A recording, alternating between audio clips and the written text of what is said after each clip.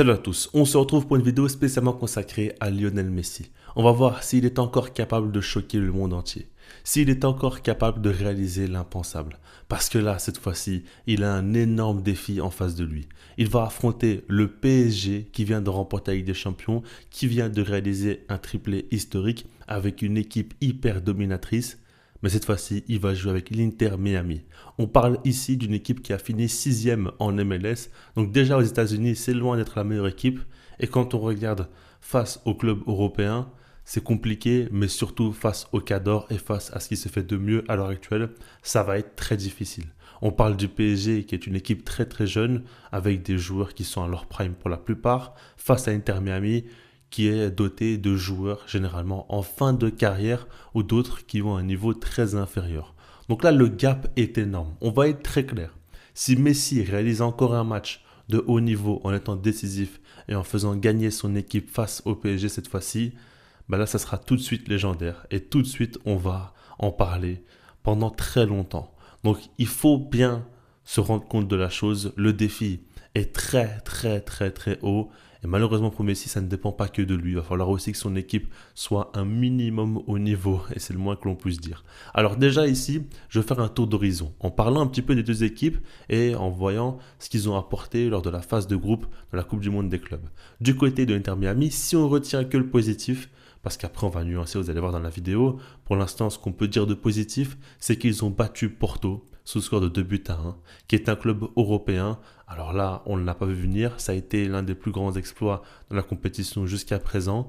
Ils l'ont fait, on va y revenir sur les joueurs qui ont fait la différence, mais ça c'est déjà un point important. Ensuite, on parle ici d'une équipe qui est invaincue, ce qui n'est pas le cas par exemple du Paris Saint-Germain. L'Inter Miami a gagné un match et a réalisé 2 matchs nuls, donc 0 défaite. Ça aussi, c'est un point important. Et si on parle d'individualité, déjà, il y a Lionel Messi.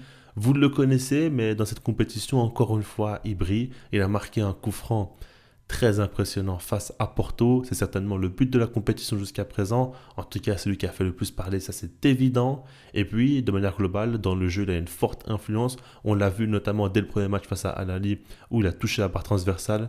Il a failli mettre un but exceptionnel, encore une fois, à très longue distance suite à un corner. Et on a vu, par exemple, même face à Porto, qu'il a donné des ballons de but très impressionnants à Luis Suarez, qui a croqué devant la cage, mais il aurait pu finir avec un but et 2 passes D face à un club européen, ce qui aurait été dingue et il n'est pas passé si loin que ça.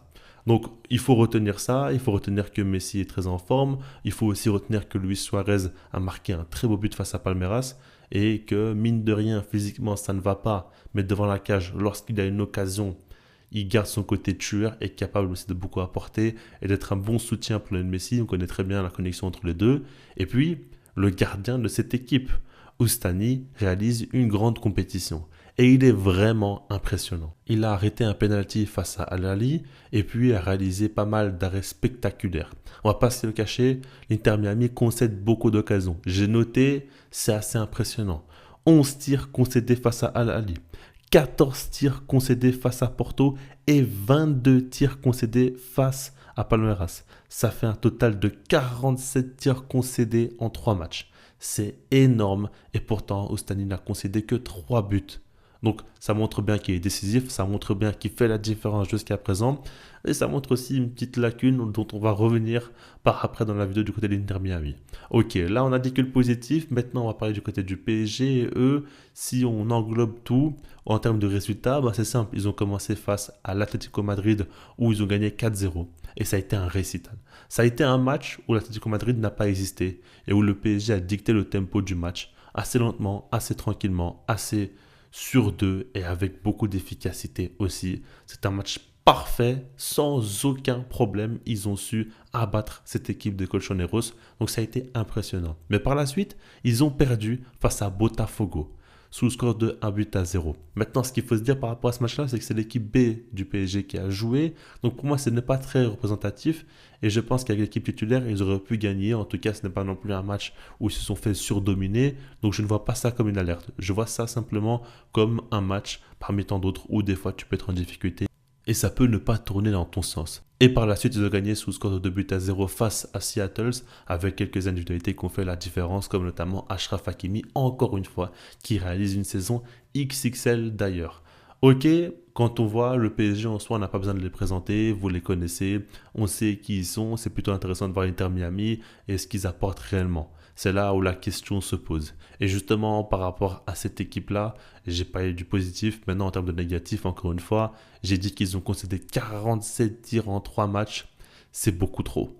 Et si face au PSG, ils concèdent une dizaine de tirs comme ça a été la moyenne, on parle surtout d'une moyenne de 15 tirs concédés par match. Si ça se passe encore une fois face au PSG, ça risque d'être très compliqué. Et je pense que là, ça va être difficile de ne pas encaisser plusieurs buts. Déjà, ça, c'est un point qui est très réticent pour moi parce que le PSG a une attaque flamboyante avec des joueurs en grande confiance qui marquent très régulièrement en ce moment. Donc là, ça devient compliqué. Mais ce n'est pas tout parce qu'il y a aussi un point qui m'inquiète, c'est le physique des joueurs de l'Inter Miami. Même dans leurs meilleures rencontres jusqu'à présent, même face à Porto par exemple, j'ai vu une équipe qui à chaque fois termine mal les matchs parce que physiquement, ils ne tiennent plus le coup. On l'a vu face à Porto où ils ont dû vraiment maintenir la cadence et d'ailleurs Porto a vraiment réalisé un très bon match. On met en avant leur victoire face à eux parce que c'est un club européen. Maintenant, la réalité, c'est qu'ils n'ont pas gagné un seul match lors de la compétition et ont été mis en difficulté autant face à Palmeiras que face à Al Ahly que face à Inter Miami. Donc, eux, c'est vraiment une catastrophe ce qu'ils ont réalisé. Ok, maintenant, voilà, pour en revenir au point sur le physique, l'Inter Miami termine très mal ses matchs. Et on voit des joueurs aussi qui ne peuvent pas sortir parce qu'ils sont cramés et ils n'ont pas de banc non plus.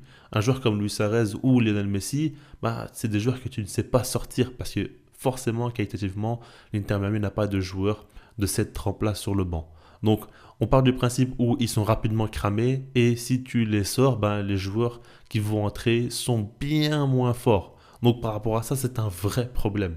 Quand tu compares au PSG, ok, ils ont eu une saison compliquée où ils ont enchaîné beaucoup de matchs, mais on sent tout de même encore de la fraîcheur. Et puis, sur le banc, ils ont des joueurs qui peuvent vraiment faire la différence.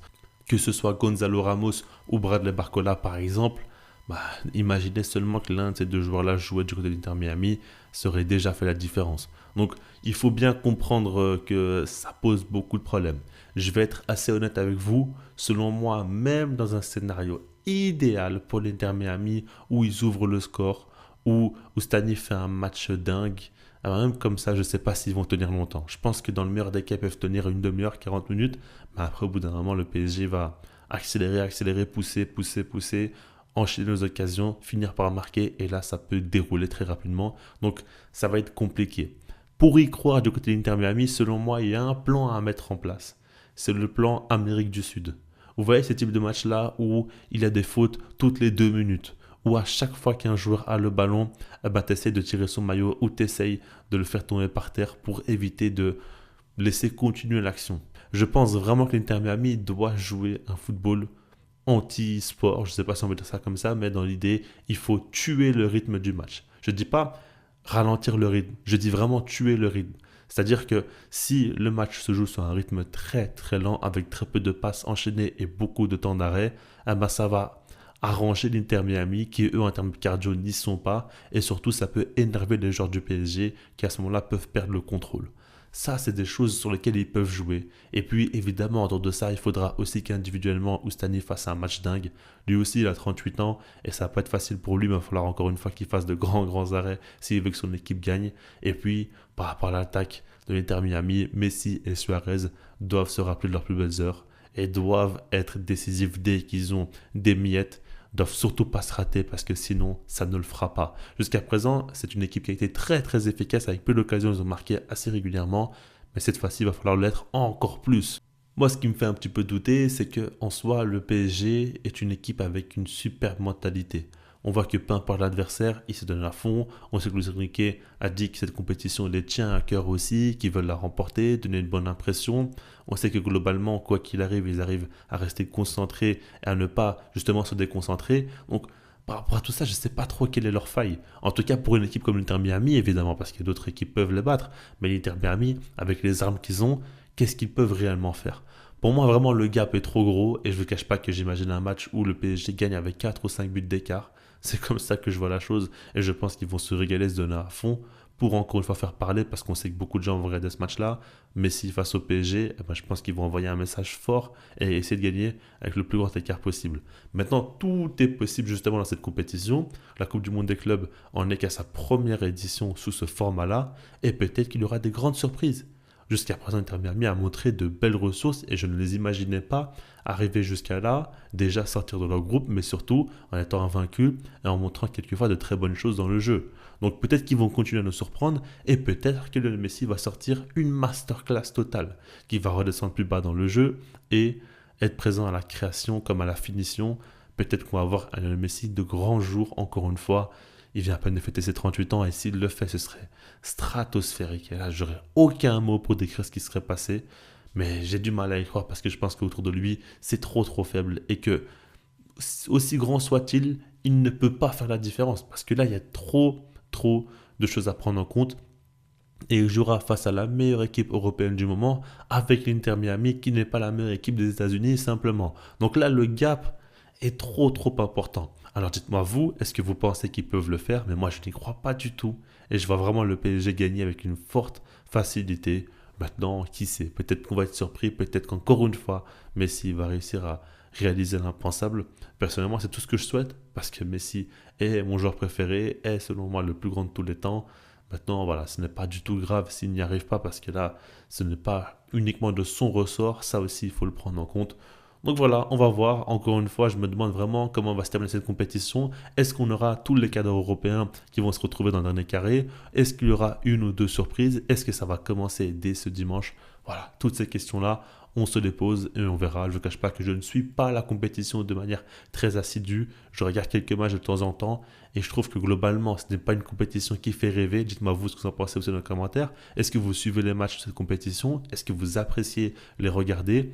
Moi, personnellement, je ne prends pas beaucoup de plaisir parce que je trouve que souvent, c'est très déséquilibré. Et puis, je trouve que les stades aussi ne donnent pas envie, souvent à moitié vide. Et globalement, les affiches aussi ne font pas trop rêver, mais surtout le timing, juste après la fin de saison, encore des matchs comme ça qui n'ont pas beaucoup d'intérêt selon moi, ça ne me donne pas envie de regarder. Donc, c'est pour ça que je regarde quelques matchs pour voir Messi jouer par exemple, ou pour voir des affiches qui m'intéressent un minimum. Mais voilà, jusqu'à présent, c'est pas encore la folie. Dites-moi vous justement ce que vous en pensez, ça m'intéresse fortement d'avoir vos avis sur la compétition et d'avoir vos avis aussi sur Messi, sur l'Inter Miami, sur ce match, sur la possibilité qu'il y ait un exploit ou non. Et puis moi je vous dis peace.